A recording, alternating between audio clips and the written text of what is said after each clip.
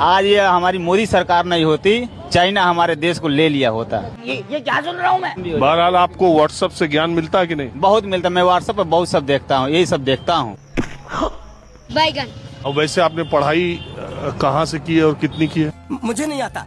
तो इसमें WhatsApp university से पोस्ट ग्रेजुएशन कर रहे हैं।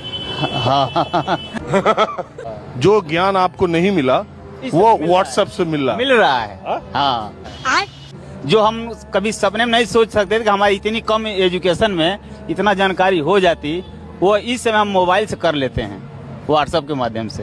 अच्छा, अब मुझे मेन बात ये बताइए, आपको कैसे पता चले कि व्हाट्सएप से जो ज्ञान मिल रहा है, जो जानकारी मिल रही है, वो कितनी सही है कितनी गलत? देखिए, सारे तो सही नहीं है। क्यों? क्या हुई? सब व्हाट्सएप में आता है तब लगता है कि एकदम सही होगा, एकदम राइट है। हाँ, तब लगता है कि राइट है। भाऊ, इस देश का क्या होगा? देश का क्या होगा? पहले मैं खुद तो बन जाऊं। सुप्रीम कोर्ट में खड़ा होके ये कह रहा हूँ कि इसी सम्राट चौधरी का केस किसी ने फाइल किया सुप्रीम कोर्ट में, जज के सामने गया, जज बोले कि मैं केस नहीं देखूंगा, रिजेक्ट कर दिया। और यही सम्राट चौधरी 7 आदमी का मर्डरर, उसने अपने एफिडेविट में, मैं आपको प्रमाण के साथ दिखा सकता हूँ, एफिडेविट में थे वो 26 साल के, दिखा दिए वो 14 साल के, मतलब नाबालिग होकर के वो मर्डर केस से बरी हो गए और नेता भी बन गए, और हर चीज गलत हो रहा है, फिर भी उसको ये सजा नहीं दे रहे हैं। क्या है सुप्रीम कोर्ट? पावर को मानते हैं, कहते हैं वंदे मातरम नहीं बोलेंगे, ये भी देश विरोधी है कहते हैं। इसको तो मैं खुद बोलता हूँ। आप वंदे मातरम नहीं? बिल्कुल नहीं बोलेंगे, ऑन कैमरा आपके बोल रहे नहीं बोलेंगे। क्या दिक्कत है वंदे मातरम से? आपको, हाँ, दिक्कत आपको बताते हैं। वंदे मातरम कहाँ से लिया गया? अगर आप ये कहते कि ये राष्ट्रीय गीत है, तो आप आप नहीं मानते क्या राष्ट्रीय गीत? नहीं मानते। वंदे मातरम देश का राष्ट्रीय गीत। आप पहले सुन तो लीजिए सर मेरी बातों को। संविधान यहाँ पे आर्टिकल 25 का हमको इजाजत देता है, राइट टू रिलीजन। आप अपने रिलीजन को अपने हिसाब से प्रैक्टिस कीजिए, सारी चीज कीजिए। उसके बाद में अगर आप ये बात कहिएगा कि नहीं ये राष्ट्रीय गीत है, आपको गाना पड़ेगा, तो हम ये देख रहे कहीं ना कहीं ये आर्टिकल 25 का आप उल्लंघन करवा रहे हैं हमसे। और कैसे करवा रहे वो आपको हम बताते हैं। देखिए, उसमें जब आप पढ़िएगा उसको, वंदे मातरम को, उसको आगे बढ़िएगा, तो उसमें वर्ड है तौही दुर्गा 10 पर हार धारनी। सॉरी, थोड़ा पढ़ने में ये हो रहा है। तू ही दुर्गा है जो 10 हथियार उठाए हुए, ठीक। कमला कमल दल विहारिणी, तू ही लक्ष्मी कमल पर विराजमान है, यानी बैठी हुई है, ठीक है ना। दुर्गा हमारे में है ना हमारे में लक्ष्मी जी। भैया, विज्ञान कहता है सोना कभी जलता नहीं है। अच्छा। और रामायण कहता है सोने की लंका जलकर राख हो गई थी। तो मुझे ये समझ में नहीं आ रहा है विज्ञान गलत है या रामायण। मैं तो अभी भी मानकर चलता हूं कि पुलवामा नहीं होता तो 2019 में ही मोदी जी निपट चुके होते। वो 400 पार वो दिमाग के पीछे घुस जाता है ना, और अपोजिशन निरुत्साहित होता है। अब की बार फिर बीजेपी ने चुनाव बहुत महंगा कर दिया है। हाँ। बहुत महंगा कर दिया। दुनिया का सबसे महंगा चुनाव बीजेपी लड़ रही है आजकल। अभी हाल फिलहाल में पत्रकारिता जो चल रही है, इसको किस रूप में आप देखते हैं? पत्रकारिता गंभीर रूप से बीमार है, आईसीयू में है। जो भी है, पत्रकारिता की सेहत ठीक नहीं है। 2014 से पहले भी ऐसा ही होता था, लेकिन तब इतना खुला, इतने नंगईपन के साथ ऐसा नहीं होता था, ढका छुपा होता था। अब बिल्कुल खुला खेल फरुक्काबादी हो गया है। दिल्ली में चाहे पत्रकार भ्रष्ट हो, लेकिन गांव लेवल पर, देहात लेवल पर स्ट्रिंगर बड़े ईमानदार हैं। 1 रुपए में क्या मिलता है? आपका जवाब होगा कुछ नहीं मिलता है। लेकिन अगर संयम है कोतवाल तो डर काहेगा? क्या उनसी उनको 14 करोड़ एंकरिंग के लिए चाहिए? मीडिया वाला है ना, वो बेसी दलाली करता, वो छोटा होता बड़ा करके बता रही हो, वो व्यूज कमाने के लिए, पैसा कमाने के लिए मीडिया वाला करता। लेकिन हमारा बंगाल में जो टीएमसी सरकार है ना, ये हिंदू है, हम मुसलमान है, लेकिन भाई भाई है, एक ही बीड़ी खाता है, एक ही सिगरेट हम लोग दोनों खाता।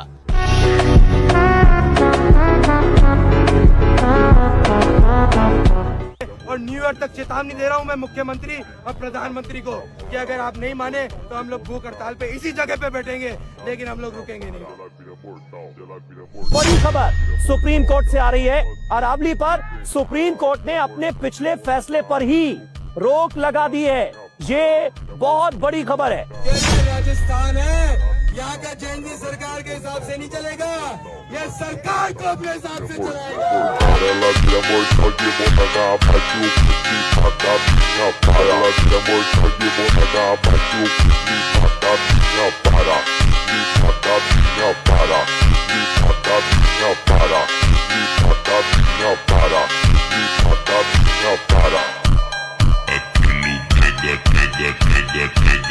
अगर कल सुबह उठकर राहुल गांधी जी को देश का प्रधानमंत्री बना दिया जाए तो कांग्रेस भारत की जीडीपी को चीन अमेरिका से भी आगे ले जाएगी। कहां तक? भाई मार्स जुपिटर को भी ओवरटेक कर देगी। क्यों? क्योंकि इनकी इकोनॉमिक स्किल्स ही इतनी एडवांस्ड हैं कि धरती की इकोनॉमी इनसे इंप्रेस नहीं होती। अब देखिए, कर्नाटक कांग्रेस सरकार की ताजा कलाकारी, सड़कें साफ करने वाले 46 स्वीपिंग ट्रक्स को किराए पर लिया गया 613 करोड़ रुपए में, सिर्फ 7 साल के लिए। और मजे की बात, एक ट्रक की कीमत सिर्फ 70 लाख रुपए थी। मतलब 46 ट्रक 32 करोड़ में हमेशा के लिए खरीदे जा सकते थे। लेकिन सरकार कहती है हम खरीदते तो एक साथ 32 करोड़ देने पड़ते, इसलिए 613 करोड़ देकर किराए पर लेना ज्यादा समझदारी है। अब यह लॉजिक समझने के लिए आपको कांग्रेस पार्टी की स्पेशल इकोनॉमिक कोचिंग लेनी पड़ेगी, क्योंकि 613 करोड़ का रेंट भी अगर दे रहे हो तो एक साल का किराया 87 करोड़, जो 32 करोड़ से 2.7 गुना ज्यादा है। अगर यह गवर्नमेंट आपको कभी नहीं दिखाएगी। पहली वीडियो में आप देखेंगे रिटायर्ड चीफ जस्टिस की क्या कहेंगे वो देश के लिए। देखिए, पहले तो आपको मैं मोदी जी के बारे में कुछ बताना चाहता हूँ। इस आदमी के खोपड़े में कुछ था ही नहीं, सिर्फ मुसलमानों से नफरत। इसके खोपड़े में कुछ नहीं है, नथिंग इन द मैन। और ये कारण क्या है, ये बड़ी कम उम्र में, शायद 8 साल की उम्र से इसने एक संगठन ज्वाइन किया जिसका नाम है आरएसएस। और मैं आरएसएस को बहुत अच्छी तरह जानता हूँ। ये अंग्रेजों ने बनाई थी संस्था 1925 में, वो डिवाइड एंड रूल पॉलिसी के तहत, क्योंकि अंग्रेज चाहते थे हिंदू मुसलमान लड़े। अब आप स्क्रीन पे दूसरी वीडियो देखिए जो गोधरा कांड के बाद हुई थी और स्टिंग ऑपरेशन चलाया गया था जिसमें मुसलमानों को मारा गया था। जो गुजरात में नरेंद्र भाई ने किया वो कोई नहीं कर सकता। जो उन्होंने किया है ना, किसी मुख्यमंत्री ने नहीं किया होगा। जो 20-25 साल से हमारी नजरों में जो लोग थे उनको चुन चुन के मारा है। 3 दिन का मोहलत दिया था, 3 दिन में जो कुछ करना करो, कुछ भी हो, लेडीज हो, बच्चे हो, कुछ भी हो, काटने से हो, कुछ मारो, काटो, जलाना। एक को प्रेग्नेंट थी, उसको हमने चीर दिया था। एक को प्रेग्नेंट थी, उसको हमने चीर दिया था। जेल में आप बताइए ना, छुड़ाया किसने? बताइए तो कैसे छुड़ाया? हमको तो जेल से नरेंद्र भाई ने छुड़ाया। उन्होंने जज बदले और जज बदल के फिर नरेंद्र भाई ने सेटिंग की और नरेंद्र भाई ने हमको छुड़ाया, तो हमने छुड़ा। इन्हीं के मोदी जी थे ना। अगर हम मोदी जी नहीं, प्रधानमंत्री है मोदी जी, लेकिन मेरे पप्पा नहीं है। जो इन लोगों को समझते हैं, ये लोग पप्पा समझते हैं अपने, मैं नहीं समझती। बहुत तेज हो रहा है। राहुल गांधी पापा है आपके? मेरे पापा एक है केवल। क्या बात कर रहे हो बाबा? ये बताइए, फिर ईरान ने जब यूपीए की सरकार में बोला था कि पाइपलाइन लगाते हैं, गैस हमसे लीजिए, क्यों नहीं ली? अमेरिका के दबाव में थे राहुल गांधी। अब बोल। अब अमेरिका के दबाव में तो इनसे पूछे ना, मोदी जी है ना। कैसे? एस्टीम फाइल में किसका नाम? एस्टीम सोनिया गांधी का, महात्मा गांधी का। तो ये पूछो, जब एप्स्टीन जैफरीन जब पैदा हुआ तब महात्मा गांधी जिंदा थे? बात तो सही है। इनको ये पूछो। जानते हैं एंटेनियो माइनो जो नाचती थी क्लब में। ये गोबर भक्त है, इन लोगों के मुंह भी नहीं लगना चाहिए। गोबर भक्तों के मुंह लगना ठीक नहीं होता। ये ना फिर यूपीए की सरकार में कीचड़ मारना। अमित शाह कह रहे हैं कि सरकार बनते ही टीएमसी के गुंडों को उल्टा टांग दिया जाएगा, चुन चुन के बदला लिया जाएगा, जिन्होंने भी परेशान किया है। बदला लेना चाहिए, बहुत हम लोग सह लिए हैं, इस बार बदला लेना ही होगा और बदल होगा ही। परिवर्तन के साथ बदलाव भी चाहिए।